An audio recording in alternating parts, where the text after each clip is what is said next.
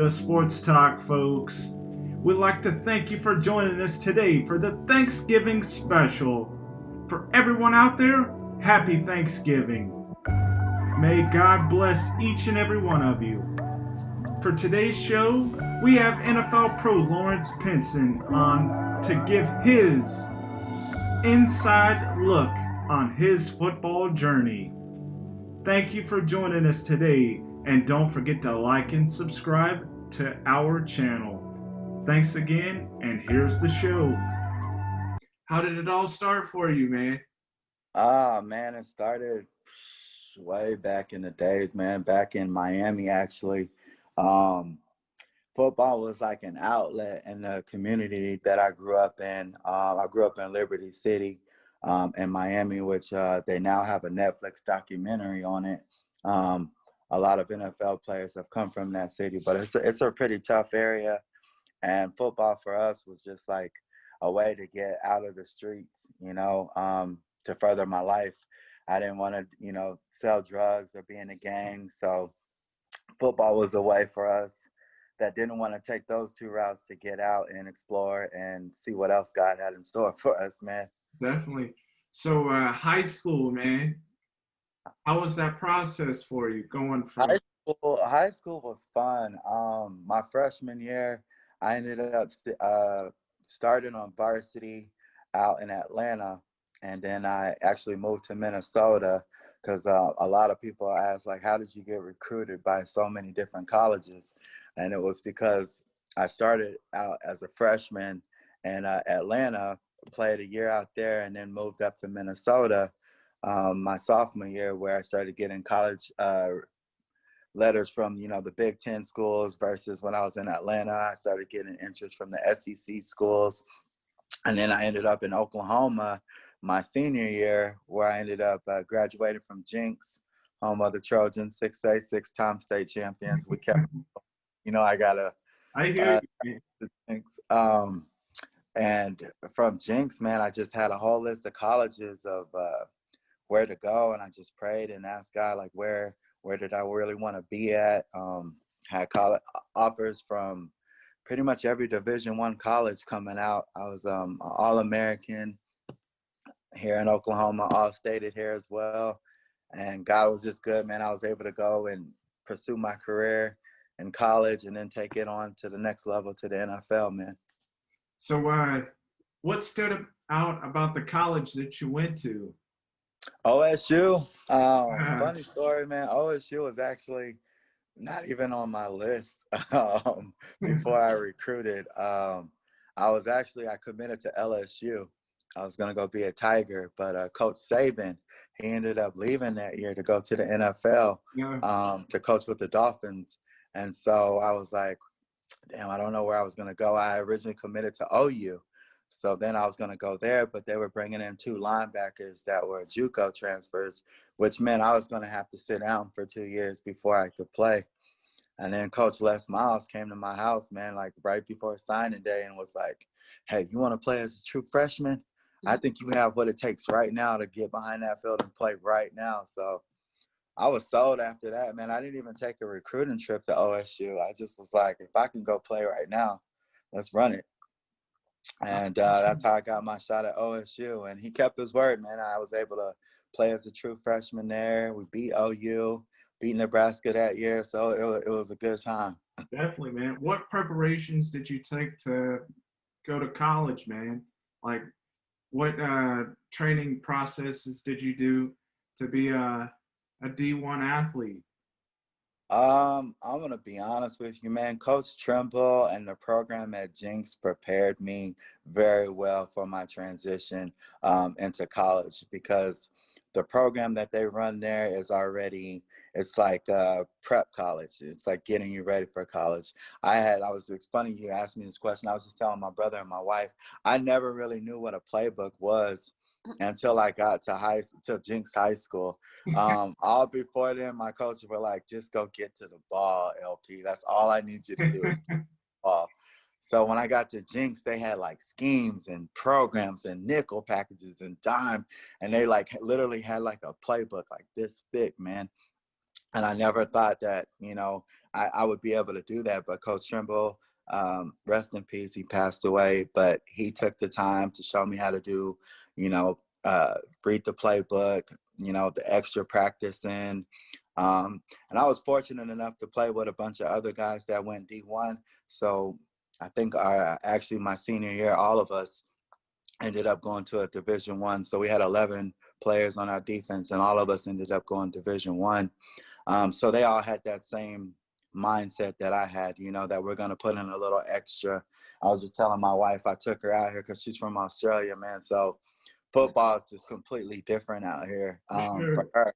I was just telling her, I was like, I've had some of the most funnest times, some of the best memories out here on these fields, and what football was able to do for me was a blessing, man, because they gave me an opportunity to go get a college scholarship. I got to travel the world. I was one of the 1%ers that actually got to go to the NFL and run out the tunnel. And I was just showing her where we grew up out here in Oklahoma, the apartment complex, man, where there's like literally nothing. And, you know, to be able to go from that and to see what I've seen and live overseas in Amsterdam and to finally come back to Oklahoma now where my wife and I are just stationed. It's just a true blessing, and to be able to give back to kids. So we're starting some a 501c to kind of help give back to the kids. We're gonna do some football camps. She's a musician, so we've got concerts out here, man. We just Definitely. came back to Oklahoma and was like, you know what, let's just go ahead and make this home, take over. Definitely. So, was there any nerves going out of the tunnel for the first time in the Um, NFL? I bawled like a baby. I bawled like a baby, man. I didn't think it was gonna come, but I remember just sitting in that tunnel. We were getting ready. We had just built. Coach Green was my coach. Rest in peace to him as well. He passed away. Um, but I'll never forget just sitting in that tunnel and watching the jets fly over the stadium. And then, you know, we had our captain at the time. I remember Darnell Dockett, everyone swinging in the tunnel. And I just remember him saying, man, you waited your whole life to be here. You waited your whole life for this opportunity to run out of this tunnel, to call yourself an Arizona Cardinal, to call yourself a person in the NFL. Only 1% of guys make it, and you guys are part of that. And I just remember hearing all the people that said I was too slow, or, you know, Lawrence, you're not tall enough, you're not big enough, you're not fast enough. And I just remember being in that tunnel and just remember all the extra work that I put in, all the hard work, the times I stayed after practice, you know, the times where I broke my ankle at OSU and I thought my career was over. They told me I'd never play again. And I just remember sitting in that tunnel, man, and I just was so overwhelmed and just tears just start running down my face. And I'll never forget running out that tunnel, man, and hearing my name and the fireworks going off. I was like, finally we made it. But then I had to sit down because they didn't put me in until like the third quarter. So. I hear you, man. So, did the veterans take you under their wing? Yeah, they took me definitely underneath their wing, but it was actually Edgerrin James, man. I don't know if you remember him, but he Yeah, was a running guy, back. running back. Yeah, I played with the Colts. And I remember I came to practice my first day in the NFL. I had on a full suit, and they were just laughing at me. They were clowning me, and they were like, I had only seen from TV, so I never knew what to really wear, you know, for practice or what. And I thought they dressed up for every day. They were like, "No, Lawrence, that's just for the games, bro. We don't do that every day." But I'll never forget when I got to the NFL. I felt like I would never be able to make a tackle because the speed of the game from college to the next level was just, those guys are moving, bro. You don't see it on camera, but when you're out there on the field, even the big guys, the linemen, they're flying. And I remember he kind of just pulled me in under his wing, and he was like, because I remember I came in and I was beat, and I asked him, I was like, I don't think this is for me. And he said, you know what you need to think about? Go back to, remember being in Liberty City, remember being on those streets playing football, remember when you felt like you were the man at Jinx and no one could stop you? I was like, yeah. He said, this is the same thing, man. Don't let the glitz and glamour. And it was funny because right after he told me that, it was like a light bulb clipped. I just went back to playing ball like how I know how to do. Ended up picking Matt Leinart off for interception that day. Had like 5 tackles for a loss, and it was just a blessing, man, because it just kind of snapped me out of that mindset. He was like, "Man, you're supposed to be here. Don't ever doubt yourself." So he was one of the vets that kind of really took me in, and Kurt Warner as well.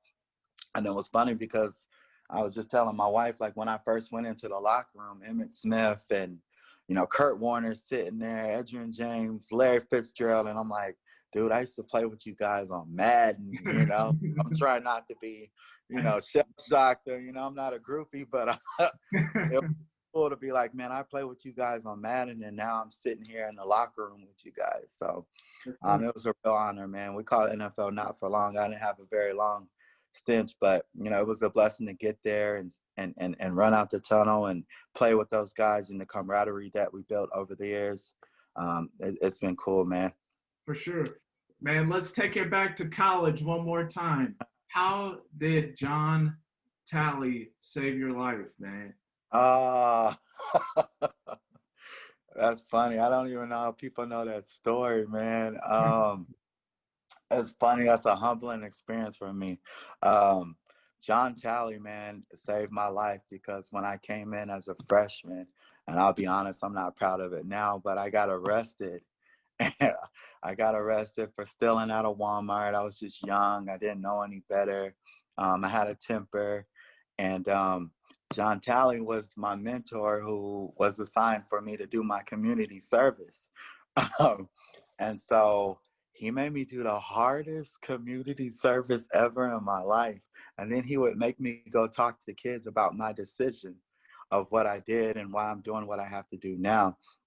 And it saved my life because it turned the direction that I was going in my life. And he started talking more to me about God, and he held me accountable because here I am going to other high schools and going to middle schools during my time here at Oklahoma. And he was making me tell like what I was actually going through at a time. But here I am starting on Saturday, but I'm doing community service like Monday through Friday because of the dumb decision that I made. And it really held me accountable because I didn't want to go to these kids, man, and become a hypocrite. I didn't want to tell them, hey, not to do something, stay in school, stay out of trouble, and then be that same person that they're looking up to getting into trouble. So he was a real big factor during my career at OSU. He got me really active, involved in the Fellowship of Christian Athletes, and that actually really saved my life just because the direction I was going, I was young. I was playing as a freshman.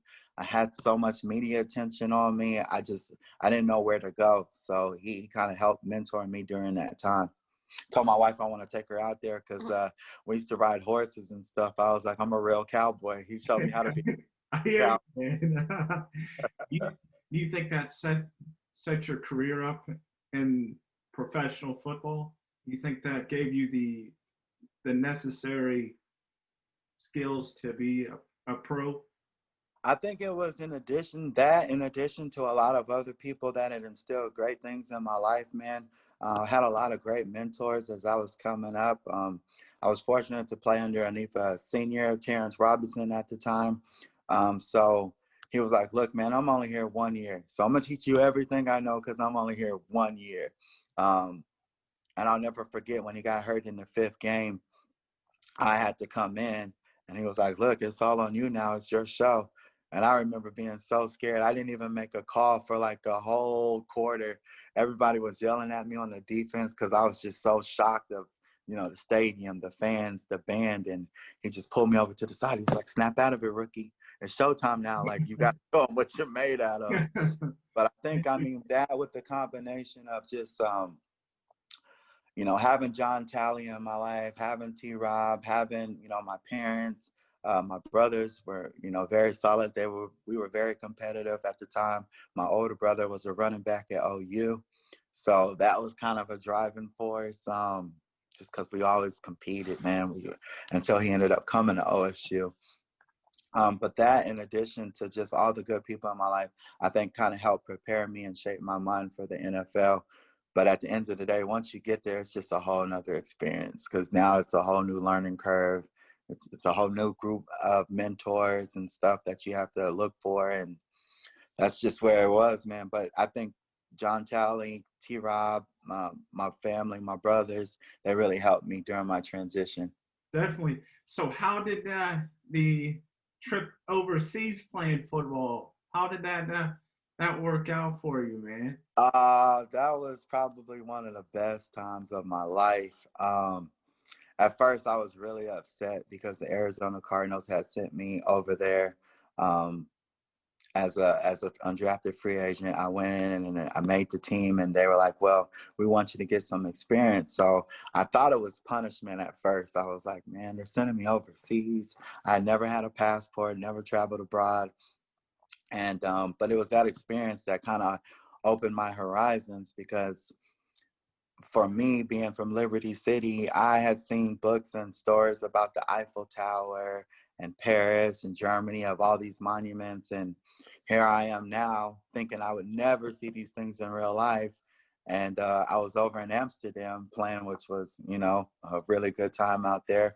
Um, but I got to see a lot of things that I always saw in my textbooks, man. And it was just like a real blessing to be able to go over there because we would only, I mean, they pay for everything out there. So we would only have practice 3 days out of the week, play a game, and then they would give us 5 days off. So honestly, man, it was a blessing because I got to travel all over. I seen a lot of cool things. I was actually getting ready to stay over there, and they were going to franchise me, but they cut the league. So I had to come back to the United States, which I was actually happy because the food over there, it's just nothing like American food, man. I hear you, man. Culture shock. Was Culture shock. was that Big a shock. part of the process? Yeah, it was because I didn't speak the language, but it was funny how God prepared me through my life because in high school I took German, only because I had moved in. I was a move-in transfer, and all of the Spanish classes were filled out because usually that's what everybody takes, Spanish, right? But I had to end up taking German. So I learned German. I was actually in the German club, man. My teacher actually put me in a German club, so I did a German rap for a little competition. Oh, heck. So when I went over to Germany, all the other football players were like, "How do you know how to speak the language, bro?" And I was like, "How ironic, man. There was 2 years in my life where I took German in high school when everyone else was taking Spanish." And so I was over there and I was able to communicate with the people out there. So I think it was kind of cool. It's just kind of crazy how the stars aligned to where I didn't end up in a Colombian country. I was in Germany. So Yeah, all the teams that we played in Amsterdam were for Germany. So we played Berlin, Hamburg, Rhine, Cologne, Frankfurt. So we were all in. We were the only non-German team actually out there. definitely. So life after football, man, the lessons and the trials and tribulations. How have you applied those things to your personal life? Man, life after football has been a great transition. It's hard in the beginning because, like my wife always calls us, we're show ponies. She calls us show ponies, and it's because I play with Dewan Woods, and these guys are all still my friends, so we all still hang out. But we were the guys back then, man. Everyone looked up to us. We go to restaurants. We always were taken care of. People always looked up to us. And then transitioning to a job after the NFL, I think that was the hardest thing I think for me ever in my life. I'll never forget. You're going from making 25,000 a week I was only 21 till I'm out of the NFL at 25, and I remember my first interview, they said, you can make really good money here. Most of our guys are pulling in 3,000 a month. And I said, what? A month? Um, but I just remember it being the most humbling experience just to come back, to reality and be like, okay, yeah, you're not this, legend. You have to do what everybody else is doing now. You have to find a way, you have to provide. But my wife has been a big influence in that, man, because back at OSU, I was a young, crazy guy. And I met her, and she was out in Las Vegas, and she kind of really helped build me up because I got lost. And I think a lot of football players, they lose themselves after because you go from being in NFL, you're making all this money until reality slaps you in the face, and you have to survive just like everybody else is surviving now. And it's really hard, even Dewan, he came and moved in with me during the time, and I'll let him share his testimony. But he was really, really down, and you get into a spot where you feel like you have no purpose anymore. You used to get steak dinners, and now you're waiting in line, and it's just like, it's a very humbling experience. Um, but she came in, man, and she was great. She just really built me up again, uplifted me, and was like, hey, man, you still are somebody, even though you're not crazy LP 99. You're still, Lawrence, and you can still give back, and you can still do things that make an impact on this world. And I think that was the biggest thing for me. And we came back to Oklahoma, and we just started making transitions out here, and got back into the church, man, got back to my roots, going back to OSU.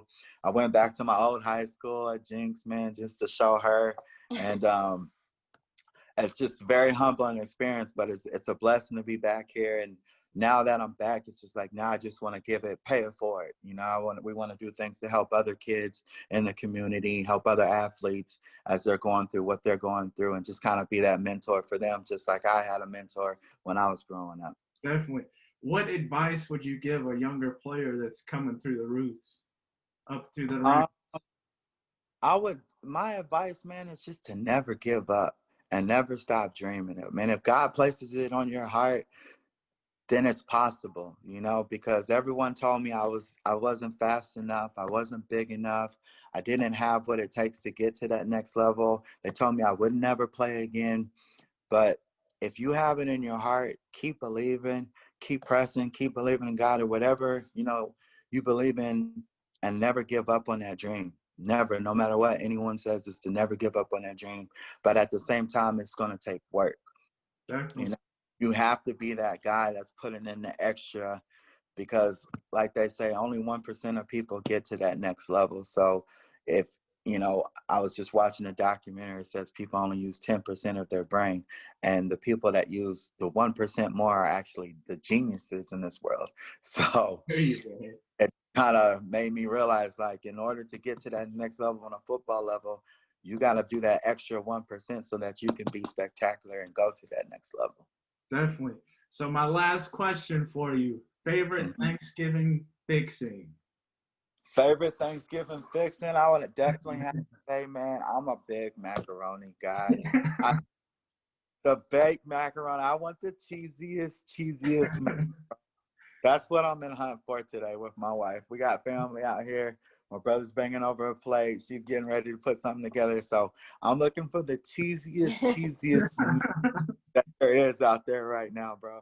This concludes our episode today for the Thanksgiving special with Lawrence Pinson. If you're not a subscriber yet, subscribe and hit the notification bell. Up next, a sneak peek into next week's episodes with Sports Talk 1996 and the Success Table. Thanks again, and God bless.